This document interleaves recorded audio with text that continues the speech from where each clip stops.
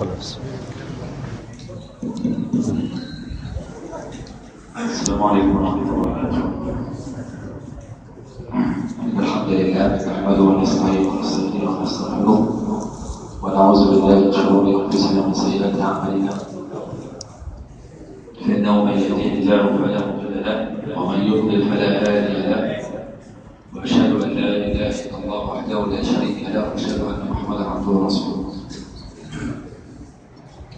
أولا كل سنة وأنتم طيبين، ونسأل الله عز وجل أن يوفقنا في هذا الشهر الكريم إلى ما يحب ويرضى. إن شاء الله بإذن الله في دقائق قليلة نبتدي سلسلة إن شاء الله الشهر طول الشهر إن شاء الله بتحية الله عز وجل بعنوان يوشك أن تصل. يوشك أن تصل. النهارده السلسلة دي هتبقى كل يوم لها عنوان كده. أول عنوان السلسلة دي اغتنم لحظات رمضان فإن رمضان يعود وعمرك قد لا يعود. فإن رمضان يعود وعمرك ربما لا يعود. طبعا في ناس كتير تشتكي حاجة اللي هي مسألة ألف العادة في رمضان، لا احنا مش حاسين بالصيام ولا بالصلاة ولا بالقرآن، عندنا نتائج يعني دي شكوى موجودة كتير. لكن زمان في الصلاة كان الواحد يبكي يسمو ويخشع، دلوقتي ولا في مكان ولا في خشوع ولا حتى في استشعار. تحس ان العمليه بقت عاده الف، كانك بتعمل شيء تيجي في الوقت ده ما تعملش بالكرر. دي شكوى مهمه ونحن نشعرها، مش واحد فينا ما بيستشعرش بهذه الحاله. طيب عشان ليه؟ حل المشكله دي كيف نصل؟ كيف نخشع الله عز وجل في الصلاة وفي القرآن وفي الصيام؟ كيف نخشع وكيف نصل؟ شوف الشرب الأول عملوا إيه؟ لما تيجي تسمع من السلف الصالح تلاقي مثلا الإمام الشافعي يختم 60 ختم. 60 ختم. قال له ده أنا يا دوبك بعمل ختمة ولا ختمتين. 60 ختمة في الشهر. تلاقي مثلا سيدنا عثمان ياخد القرآن كله من العشاء إلى الفجر في ركعة واحدة. تسمع أنت أخبار السلف في العبادة في رمضان تحس إن أنت في عالم ثاني. لو إيه الفرق بيننا وبينهم بقى؟ العلة بقى يعني علة إيه بقى؟ طول الأمل. مشكلتنا في طول الأمل، كما قال الحسن البصري رحمه الله: ما أطال العبد الأمل إلا أساء العمل. يعني إيه؟ والله لسه صغير، واللي ما نعملوش في رمضان ده نعمله رمضان الجاي. طب أنا أسألك سؤال، أنت هتموت إمتى؟ حد يقدر يجاوب على السؤال ده؟ طيب أقصى أماني لما تيجي تموت كده يقول لك لما أجي أموت كده أقول لي مثلا أسبوع 10 أيام، يعني مش ممكن يعني. طول الأمل عندنا طول أمل قوي. يعني باجي أقول لك إيه؟ مش ممكن يبقى دي آخر رمضان في حياتك. تقول ممكن بس جواك تقول إيه؟ لا لسه أنا قدامنا رمضان واثنين وثلاثة وأربعة لسه صغيرين. فاكرين لما اتكلمنا عن نفسية الراجل المحكوم عليه بالإعدام؟ كان كده واحد في رمضان وهيتنفذ الحكم فيه في آخر رمضان. 30 يوم دول نفسيته عاملة إزاي؟ هل عنده طول أمل في الدنيا؟ هل عنده تعلق بالدنيا؟ بلاش 30 يوم، الليلات. جالك مثلا حد هيقعد من الليلات بالليل وجات له فرصه ان هو يصلي التراويح، هتبقى نفسيته عامله ازاي؟ هي دي الفرق بيننا وبين السلف الصالح. ان كان كل واحد فيهم يرى ان هو خلاص هيموت في اي وقت.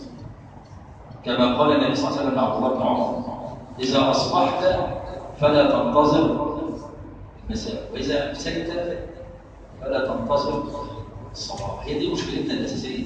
وعلى فكره انت كده لاحظ نفسك كده، هي مشكله اساسيه بينبع منها بقى الايه؟ التكاسل على الطاعه والرتابه في الطاعه. حتى اهل المعاصي، يعني الجماعه اللي المعاصي والذنوب والجماعه دول، هو جواه انا هعمل خير. ذلك قال الله عز وجل عن هؤلاء: حتى اذا جاء احدهم الموت قال ربي ارجعون لعلي اعمل صالحا. هو قال كده ليه؟ هو كان جواه يعمل، بس كان عنده ايه؟ طول امل، بس الخط. هي دي بقى المشكله اللي انت تحاول تأثر املك شويه. لازم يبقى في دماغك ان ممكن تبقى رمضان ده اخر رمضان في حياتك. احنا النهارده مثلا ليله 2 رمضان 1436، كان بعض السلف لما تعدي ليله من رمضان يقول يبكي ويشتد بكاؤه جدا. تبكي؟ دي راجل كان عابد وزاهد. يقول: اخشى الا يمر علي هذا اليوم ثانيه، واخشى الا يقبل عملي. يقول ايه يعني؟ بيقول انا مثلا هو ابتدي 2 رمضان، ممكن 2 رمضان ما تجيش عليها تاني، دي اخر 2 رمضان. وكم فقدنا من احد. كان معانا رمضان فات استاذ جمال الله يرحمه، واخونا محمد ماضي بسم الله، ناس مسلمين كتير. بس انا بتكلم عن الناس اللي هم كانوا رواد المسجد هنا، اين هم الان؟ نسال الله ان يرحمهم ورحمه الله. دي لازم يبقى عندك الاحساس ده، انت خلاص العمليه قربت. النبي صلى الله عليه وسلم قال: بعثت انا والساعه كهاتين، اشار بيدينا كذا. المساله قربت، انت مش قاعد مطول ولا حاجه. ذلك بعض السلف لما كان، وانتوا عارفين الحكايه دي، لما كان يشعر بقسوه في قلبه كان عامل قبر بيته، وينزل في القبر ده ويقفل على نفسه ويقول ايه بقى؟ يردد هذه الايات: رب ارجعون رب ارجعون، ويبكي وبيهيأ نفسه الله في القبر. ثم يخرج الى القبر ويقول: ها انت قد عدت الى الدنيا فماذا ستفعل؟ هي دي المعنى الاساس لكل حاجه بقى. انت بقى لو لقيت نفسك متكاسل في الطاعه فيها رتابه، مش حاسس بخشوع، انت المشكله الاساسيه عندك انت عندك طول امل، ما عندكش نفسيه المحكوم عليه بالاعدام. طب تقول لي ده ايه مشكلتك كده؟ مشكله اساسيه.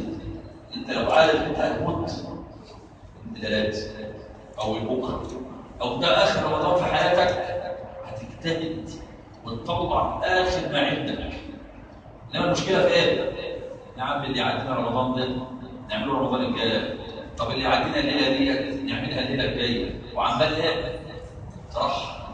والتاني ده اذا استفحل وكون تلاقي نفسك ايه؟ عمال تلاقي واحد مثلا عنده قدره انه يطلع عمره، معاه فلوس، يقول لك يا عم خلص المصالح اللي في ايدي وارفع السنه الجايه.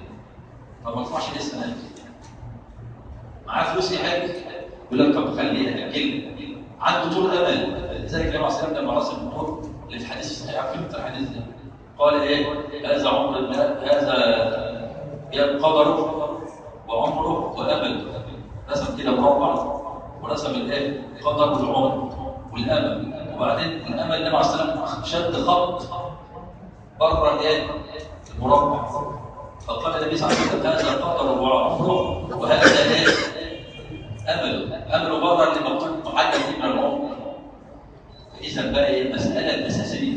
اختم بقى اخر كلمه اقولها لك، ان انت تحس بالشعور خشوع لله عز وجل وعدم الجمود. ان انت تبقى ايه؟ ما عندكش طول امل في بالك كده، ربما لا يمر عليك رمضان مره. هي دي الاساس. انما لو عندك طول امل مهما يكن امامك من المواعظ ومن الايات لن تتاثر، لانك انت عمال ترحل بكره الليله الجايه رمضان الجاي لحد ان انت يبقى عندك قصر امل لكي تحسن وتجود في عملك. جزاكم الله خيرا.